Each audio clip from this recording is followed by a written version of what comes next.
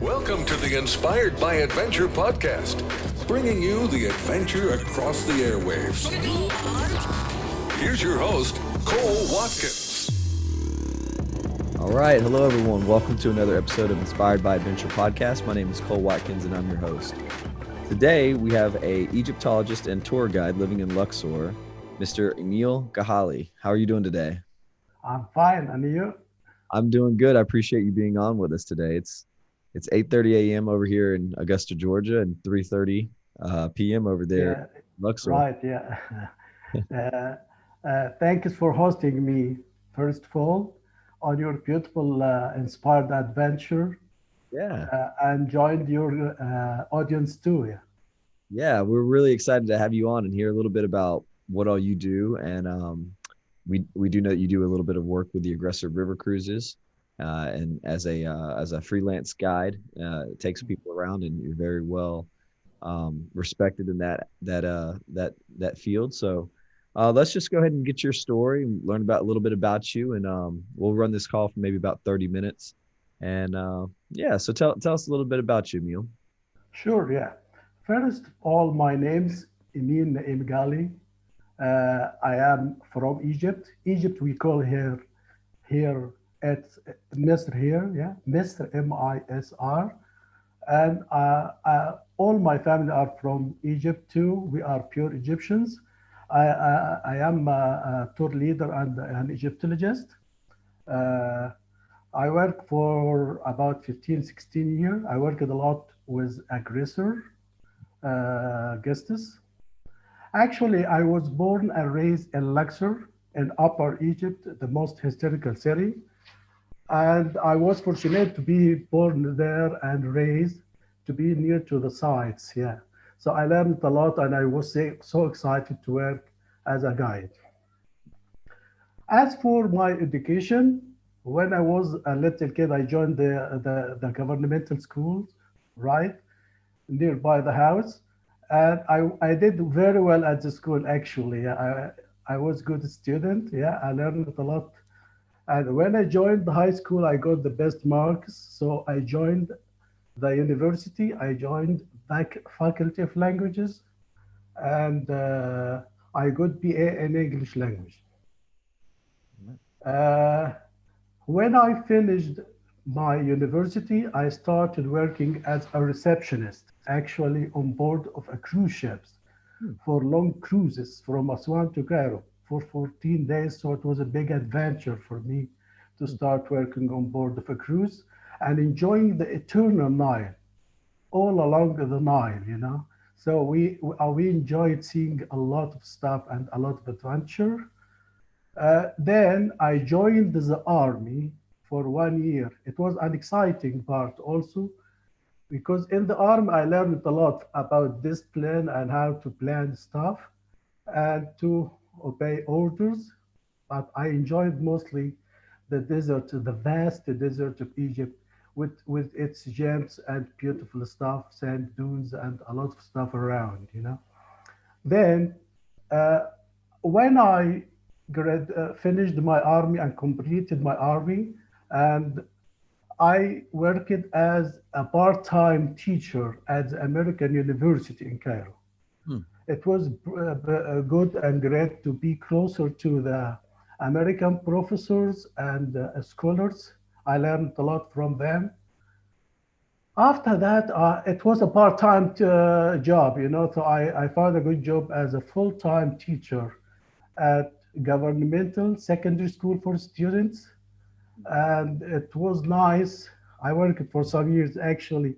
It was nice at the very beginning, but I got tired a bit after. As the students, as you know, the teenagers and adolescents, as you know, very tough. So I lost a lot of my hair, as you see. So I stopped teaching and started to go back to school again. Okay. Because it was one of my hobby to study again, and I did archaeology, Egyptology, and all ancient Egyptian history and modern Egyptian history. I studied for about 2 years intensively, and I could pass a lot of tests. And actually, I got my certificate and my license to be a guide after hard work. And I started working as a freelance guide. Since that time up till now, I'm a guide. I love it. It's not just a job, it's life and adventure for me. Very interesting. Yeah. What courses did you teach at the universities? Were you Actually, I taught some courses for beginners and false beginner Egyptian, those who were graduated and working in some jobs, but their English is not good. So I taught them some like that for about 1 year or 2 years. Yeah, almost. Yeah. interesting? And so once you decided, school was over, did you know that you wanted to be a tour guide full time and use your knowledge of Egypt to make a new career out of that? Or was it kind of something that just you kind of fell into? Since I was a kid, I was a little kid, I was dreaming to work in tourism and to deal with tourists. And I love foreigners a lot, and I love dealing with them, learning for them, exchanging ideas, and to know more about their culture and stuff like that. So I like being with them, So it was in my mind. So when I found it's time to change, so I changed my career from teaching to be a guide. Anyway, it's not that far, yeah, because I'm still a teacher, Okay. and it helps me to convey my ideas and tailor what I want to tell the guests if they like a lot or little, yeah. So it helps me a lot to manage it, yeah. Very cool. Interesting. So tell us about an average day for you now as a tour guide. So you freelance for a couple of different companies, including the Aggressor River Cruises. Yeah, actually, I work for a lot of companies, but mainly for the aggressor. I work for about 12 years now for the aggressor. Wow. So yeah, the Aggressor River Cruises, we all know have only been around for a handful of years. So you must have been doing land-based tours with our Egypt operation over there.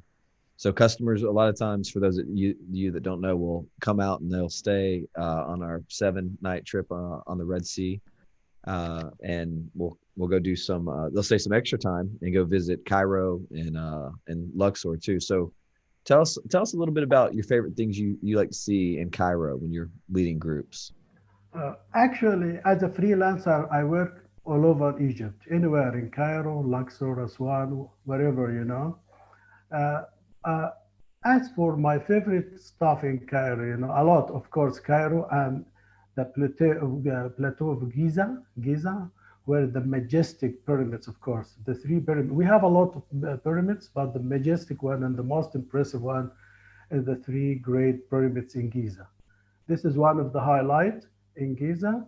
And also we have beautiful stuff in Saqqara, the Step Pyramid and Memphis, lots to see. I love a lot also the old Cairo with its beautiful churches and the magnificent mosques around. Lots to see of modern and ancient Egyptian altogether, yeah, in Cairo. And if you happen to be traveling with us on the Aggressor River Cruises, those trips run from Luxor down to Aswan. So the Cairo trip is actually an add-on um, that you can do before or after the trip. So tell us a little bit about your work with the Aggressor River Cruises and the Nile Queen. Yeah, actually, one of my favorite stuff is to go on board of the Nile Queen or the Hapea. Yep. It's beautiful and relaxing, very majestic and very nice to and relaxing. Nice to be with your. It's like a family Mhm. or a small group, so you can manage and help them a lot, and help them to enjoy everything and organize everything easily. Yeah. So, yeah, to go along the Nile and enjoy with them, we stop everywhere and enjoy the whole Nile. And it actually it's very scenic and very nice to travel by the Nile Queen from Aswan to Luxor or Luxor to Aswan, because on the way you would enjoy a lot of stuff and scenic stuff like you would see the Egyptians nowadays They look like the past, still doing like the past with a little change all along the Nile. So enjoy lots of stuff on the way. So, what's your favorite things to see in Luxor? Oh, Luxor. Actually, Luxor, it's my hometown and it's containing about 20% of the whole world monuments and treasures. Wow. So it's like an open museum. As you know, Luxor, the Nile divided Luxor into two banks. On the east bank, where people used to live, and they built their religious temple, the most impressive one, Karnak Temple, with its beautiful colonnaded and statue. It's not one single temple; it's a series of temples, a complex of temple, Hmm. right? It took 2,000 years to be built and one of the biggest religious temple in the world. So Wow. it's beautiful. One of the highlights is Karnak, and Karnak is Karnak, yeah. So you enjoy Karnak temple and then you go to Luxor temple. We have beautiful museums also, Luxor Museum and the Mummification Museum on its side. The West Bank, it was the city of the dead where they built the marvelous tomb and cut them into the mountain like the Valley of the Kings. In the middle of nowhere, you will enjoy 63 tombs, not all at the same time, but three at a time, or if you need some more. But very beautiful tombs. The color I spent it a few days ago, so it's a very impressive actually to visit the Valley of the Kings and the most beautiful temple of the Queen Hatshepsut. Hmm. Hatshepsut. In summer we call her hot chicken soup because it's burning sun there. So it's a lot of it's very sunny, and you can enjoy also a lot of stuff like Hapu Temple, one of the most impressive, and the noble's tomb, the workman or the artisan's tomb, it's pretty close. So we need 2, 3 days to enjoy the West Bank with its marvelous stuff. Yeah.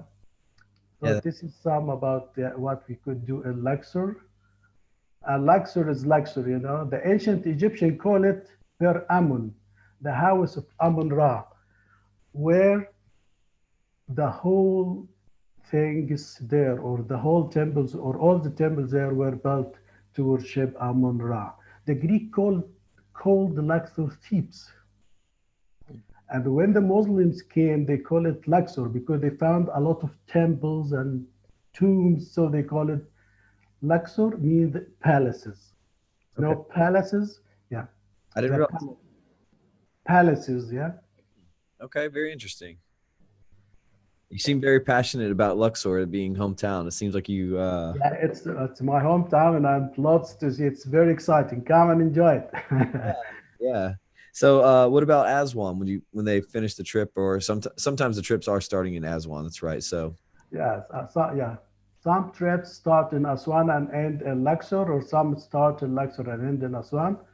When I was a receptionist, it was a long cruise. But nowadays, just 4 days or 3 days, or some people go and come back again with the same boat for 7 nights. okay. So they. But I still prefer the Nile Queen. It's 5 nights, 60 days, 5 nights, so it's enough. Not short, not that long. Yeah. Right. Right. So, what are some of the highlights to see in Aswan? Aswan, actually, it's the southern gate of Egypt.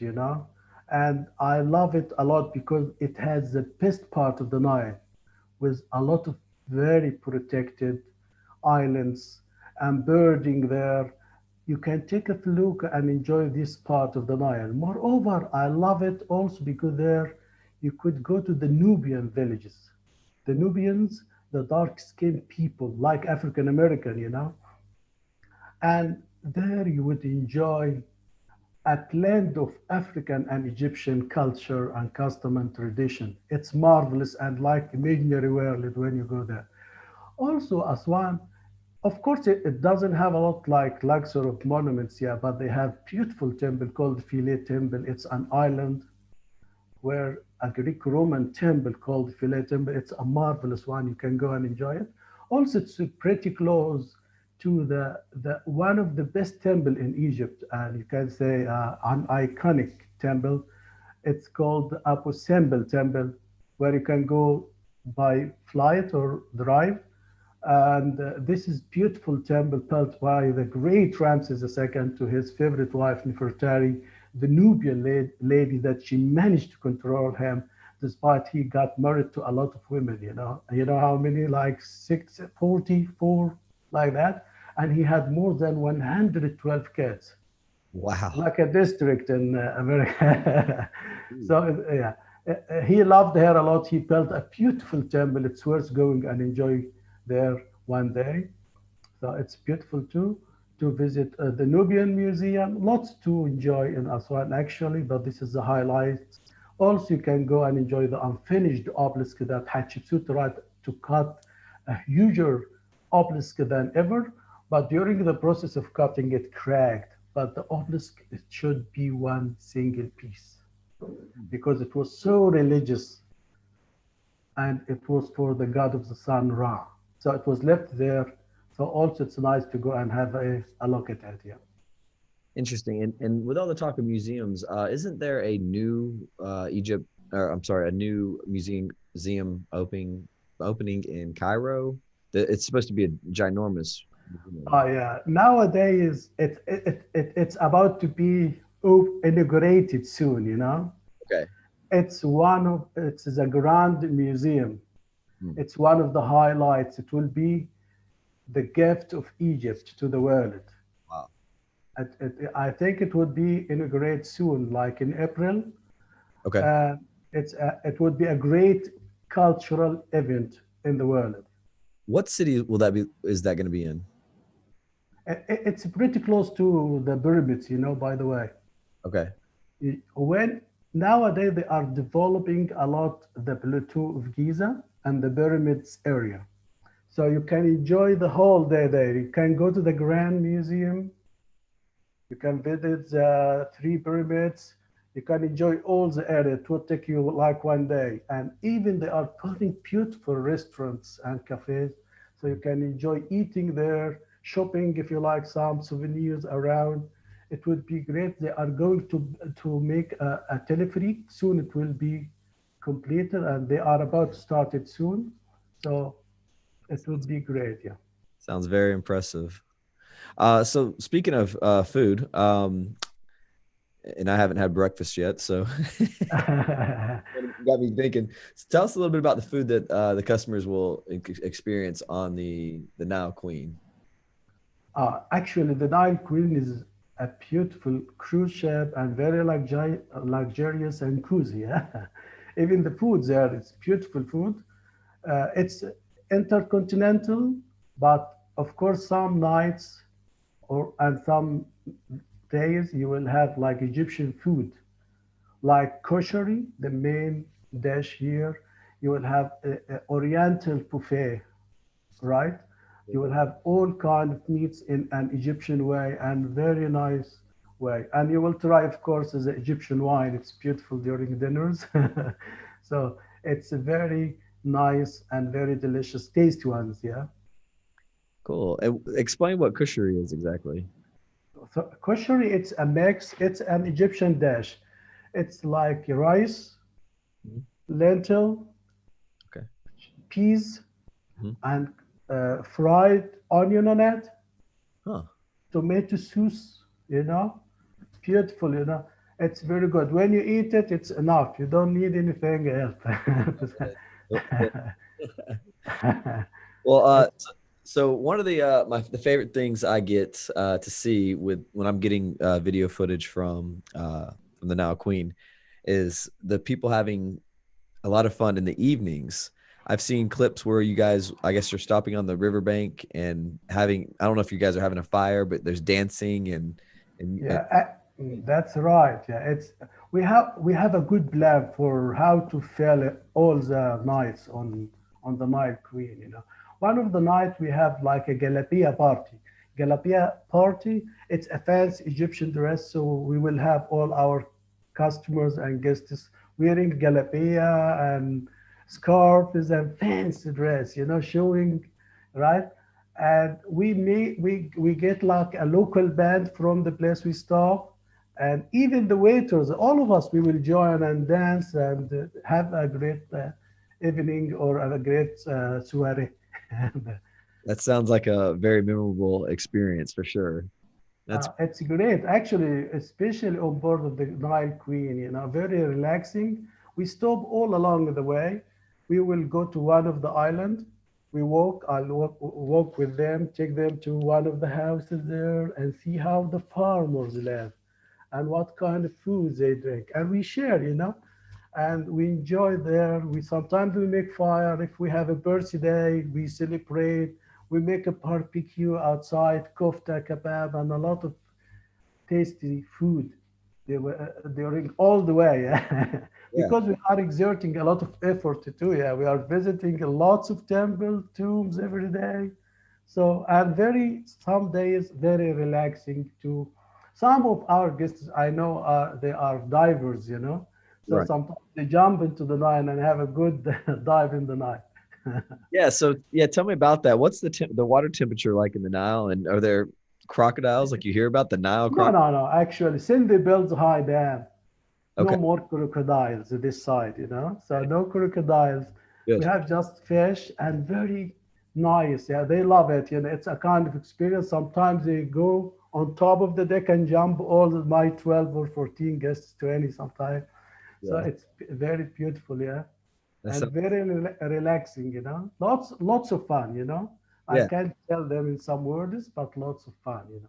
Yeah, it sounds like with the Nile Queen, that's a trip I have not had the chance to do yet, but one or two of my coworkers have, and yeah, Are most welcome anytime, yeah. yeah, I'm looking forward to it now. You've got me excited about it for sure. Oh, yeah, you should come. Yeah, yeah, I want to. I want to. It sounds like the food and the nighttime soirees, as you say, really, and even the swimming, it brings another sense of adventure and Oh, fun yeah. trips than just the amazing, uh, you know, history experience that you're going to get while you're on this trip. Sounds like it's really rolled up to a good time. Yeah, it's great. Actually, a lot of adventures. As I can remember now, yeah, while talking to you, that's yeah, one of the sites we will take like a tuk-tuk, two tuk-tuk or three tuk-tuks and go. Sometimes we take donkeys if the people like to ride a donkey to go. It's pretty close, but it's a nice experience to ride the donkey or sometimes a camel. Yeah, So it's very exciting. This is on the way. Yeah. So on the way, you can try a lot. Even some people like to try sugar cane. yeah. Lots of sugar cane around, and the surrounding is fabulous. So it's very exciting. Okay, very cool. Well, say someone comes to Egypt and what's the one I think I know that your answer is going to be, but what's the one or two things that you cannot miss when you're coming there to look for Egyptology stuff, history wise, ancient Egypt? What's the number one, two, and three things that you say or must see while Oh you're yeah, that's a big question. The ancient Egyptian history, it's unique and unrepeated. So every place you go, it's something new, unique. But of course, there are some highlights. When you come to Egypt, don't miss to visit, for example, Karnak Temple and the Valley of the Kings. In the middle of nowhere, you will enjoy seeing the beautiful tombs, the color like painted a few days ago. All around Luxor, you would see a lot of ongoing excavation. It's like endless. The Egyptologists and archaeologists believe that what we discover it's like a little fraction, about 30% of ancient Egyptian archaeology and Egyptology, archaeology or monuments around. So still digging everywhere, and every now and then we find something new. As you know, a few months ago in Luxor, pretty close to the Valley of the Kings and the King Tut tomb, the golden king and pharaoh, as you know, they found an ancient industrial zone with a lot of painted coffin and stuff that the workmen were preparing to put it in the tomb with the kings. Really? Ah, yeah. In Saqqara too, they found like 100 painted coffins, right? And more than 40 statues, pretty close to the pyramids in Giza, right? A few days ago, right, in Alexandria on the Mediterranean, they found some mummies in one of the Greco-Roman tomb, right, by an Egyptian and a Dominican team with golden amulets in their mouths. So very few days. This morning, as soon as I got up, I hear they found some treasures in El Meli. So every day we have something new. Wow. If you move any house in Luxor, you'll find something underneath. That makes me think you could go to Egypt once every year or 2 years, and you'll be seeing something new. That's Yeah, yeah, that's right. Even for us, yeah. if I didn't work for a month and I found something new. Yeah, so I need a guide to, because every now and then something new. Yeah, I'm sure that that's really exciting for you as well because it's new to you as well. So you get to show that to other people that are learning about it. That's very cool. right. Yeah, great. Yeah. Well, what would you say? I did want to ask if because we've been talking about the monuments. Is there one particular artifact that's found there in any of the museums that you really get excited to show your guests to? Yeah. That's a big question. And in Cairo, when you see the treasure in the Egyptian museum, when you see Tutankhamun treasures, all masterpieces and Right. unique, like the mask, yeah? Yeah. If you go to Luxor Museum, the best well-selected pieces you could see in Luxor Museum. That's why I'm telling you, everywhere you have something unique. You would see beautiful stuff in Luxor Museum. One of the most impressive is Tutmosis' third statue. It's unbelievable. How they cut the stone at the time with simple tools and polish this beautiful polish. It's amazing. So these two stuff I always in my mind, about the best artifacts. Yeah. Right. You know, it's a really beautiful painting there behind you. Does it have a story there on the wall? Oh yeah, that's right. Yeah, a lot of stories. In Egypt, guys, we don't stop telling stories. So a lot, but this is one of the most exciting. That's why I choose the place. Of the scenes. As you know, the ancient Egyptian believed in the resurrection and eternity. Okay. So as they believe in eternity, they paid a lot of attention to their bodies. Mm. What did they do to the body? They mummified to be in a sound condition for afterlife and for the final judgment. Yeah. Okay. And this is the scene of the final judgment, where they would take when they mummify, they took all the organs and put them in four canopic jars, like that. Yeah. Okay. Four canopic jars. And the only organ that they put it aside, the heart, Hmm. because it would be in the final judgment. Because they would put the heart of the dead person, Anubis, we call him the doctor nowadays, but the god of mummification. He would take the dead person for the final judgment. They would put his heart, God Tuhut was writing his deeds and recording the final judgment. Yeah. And Horus was taking him to Osiris and his mother and his wife Isis and her sister Nephthys, yeah, behind. Also here you can some hieroglyphs. Can you read it? Yeah. Yeah. So it's good to have a guide to read for you and help you, not in order not to need or to look for Champollion or Rosetta Stone. So you need a guide, Right. right? So this is about the final judgment. One of the beautiful scenes you can see that in some of the tombs or most of the tomb in the Valley of the Kings when you get there. Now, is this person that's depicted in the painting, is he someone special, or is this just showing like a generic of what it's like? You mean the deceased one? Yeah. Yeah, one of anybody, yeah, one of the pharaohs, one of the people who died, nobles, whatever, he would be, but mainly who had eternal life and eternity, the pharaoh, yeah, Okay. because the pharaoh was like a semi-god too, and Anubis was taking him for the final judgment, and then he would be rewarded or be thrown to the monastery. Yeah. Interesting. That's fascinating. I'm glad we asked about that. That's very cool. That's great. Yeah, I'm glad you were sitting in front of that. Well, okay. Well, I guess we're about to wrap it up, but I want to give you one last chance. Just tell people what, give them one last pitch about coming to Egypt and what all they will experience while they're here.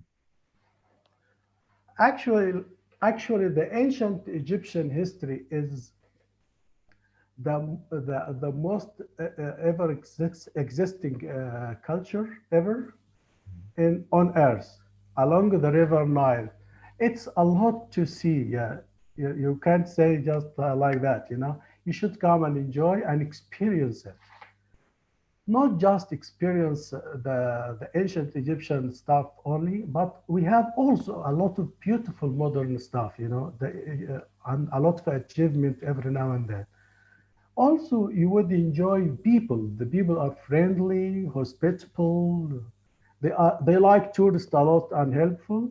So come and enjoy it. Coming to Egypt, it's not just a visit, it's a lifetime adventure and experience. So come and enjoy it. Lots to see and lots to experience you will get. Yeah. That's great. Well, Emile, I really appreciate you being on today. You've opened my eyes to want to come out to Egypt even more than it was before we started the call 30 minutes ago. So you are most welcome. Please come, and all people should come and enjoy this magnificent and dazzling legacy and culture. And thank you for having me on your beautiful, inspired adventure. Thank you again. Yeah. Well, thank you, Emile. And thank you all for watching today or listening on our podcast. We appreciate you guys being on and being with us, and we will catch you next time for another episode of Inspired by Adventure. Take care, Emile. So thank you. Take care. Bye-bye. Thanks for tuning into the Inspired by Adventure podcast. We hope you enjoyed the show. If you haven't already, please subscribe through iTunes, Spotify, or wherever you listen to podcasts. See you next time.